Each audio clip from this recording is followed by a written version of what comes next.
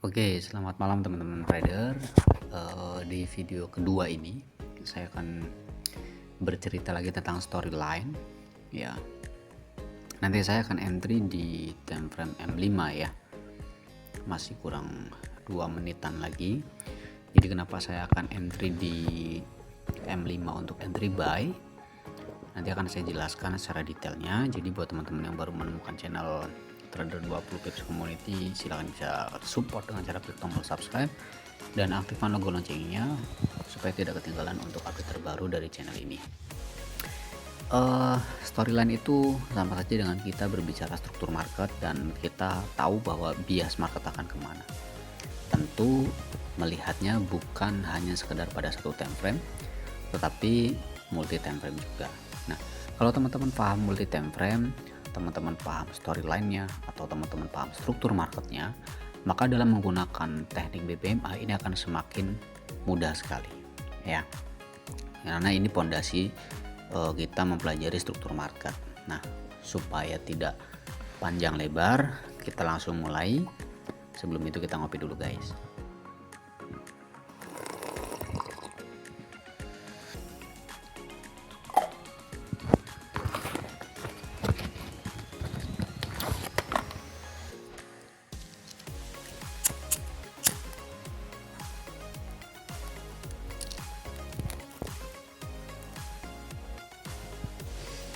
Oke, kita mulai. Masih ada waktu sekitar 1 menit lagi untuk close. Nah, ini storyline saya ambil dari H1. Kalau kita melihat pada time frame H1, pada wick tertinggi di sini ini sudah di breakout ya. Artinya bias market masih terus untuk melakukan kenaikan. Bahkan kalau kita lihat sebelah kirinya, ini pun sudah di breakout ya teman-teman. Oke, di sini ya, high ini pun sudah di breakout. Tuh, sudah di breakout, maka kita melihat pada time frame M30 pun sudah ada kekuatan bearish ya. Tetapi kekuatan bearish ini hanya satu, single saja. Jadi kalau untuk M30 mau turun jauh, dia harus breakout low terakhirnya, tapi kan tidak kuat. Nah, kemudian kita turun ke M15.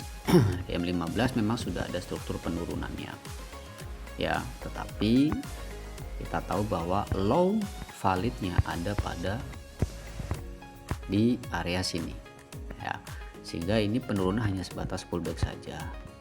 Kita masuk ke M5 nya, saya akan entry buy dulu, telat ya, harusnya tadi close candle langsung entry, tapi nggak apa-apa. Kemudian untuk stop lossnya jangan lupa di bawah ini, TP nya ada pada high nya di sini ya. Oke, udah.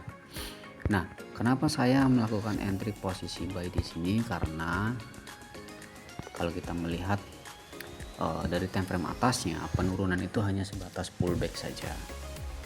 Jadi penurunan ini meskipun sudah ada struktur market yang di break ya, kalau kita lihat ada low terakhir ini di break menjadi market shift structure atau bahasanya change of character, ini penurunan hanya pullback saja. Dan untuk konfirmasinya di M5 sudah jelas bahwa di sini pun sudah ada struktur market yang mengatakan bahwa saya akan naik dulu gitu.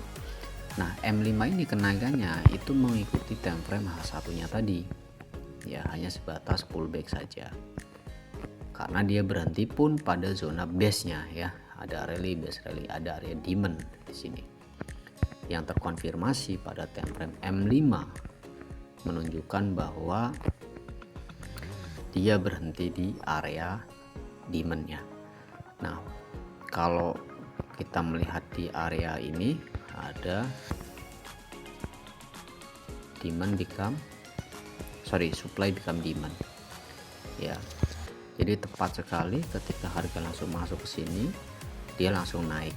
Ini kenapa naik? Karena terkonfirmasi pada time frame M1 nya teman-teman. Di M1 nya pun sudah mengatakan ada struktur kenaikan ini. drop, base drop, base drop, kemudian rally, base rally, base rally. Oke, jadi potensinya sekarang semua time frame kecil mengatakan saya pengen naik dulu. DM1 sudah ada struktur market, kemudian di M5 pun sudah ada struktur market yang mengatakan dia pengen naik ya, bisa dari area sini atau dari area sini. Oke, kurang lebih seperti ini teman-teman. Kalau kalian pengen dapat harga yang jauh lebih rendah, kalian boleh tarik Fibonacci-nya. Boleh tarik Fibonacci-nya seperti ini. Kemudian ambillah di level golden ratio-nya pada level 50 misalkan di area sini ya. Supaya resikonya lebih minim. TP-nya tetap di atas. Di area sini. Nah, kurang lebih gitu. Nah, sekarang apakah cara baca saya untuk struktur market ini benar atau tidak? Kita kembalikan lagi ke market ya. Biarkan market yang bergerak, biarkan market yang menjalankan semua strukturnya. Kita hanya bisa menganalisa. Mudah-mudahan masih ada rezeki di sini. Jadi kita lihat hasil akhirnya seperti apa. Apakah transaksi saya terkena stop loss atau dikasih profit lagi? Kita tunggu.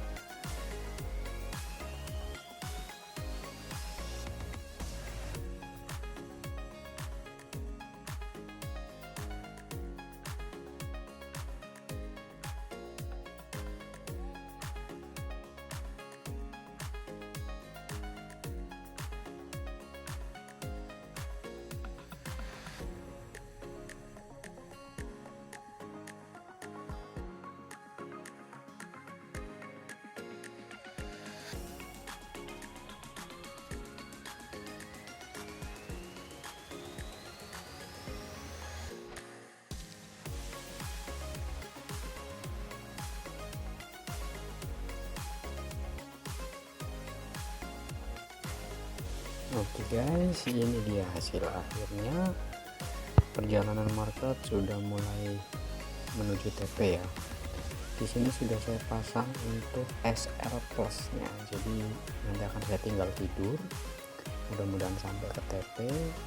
Kalau sekiranya memang market balik dan kena SL ya saya tetap masih ada untung. Untungnya berapa? 2000. Yang bawah 800, berarti kita naikkan sini lah 2000 juga ya. Udah kurang lebih seperti itu. Dan saat ini posisi running biru. Udah biarin market bergerak, mudah-mudahan kita kasih rezeki di BTC USD.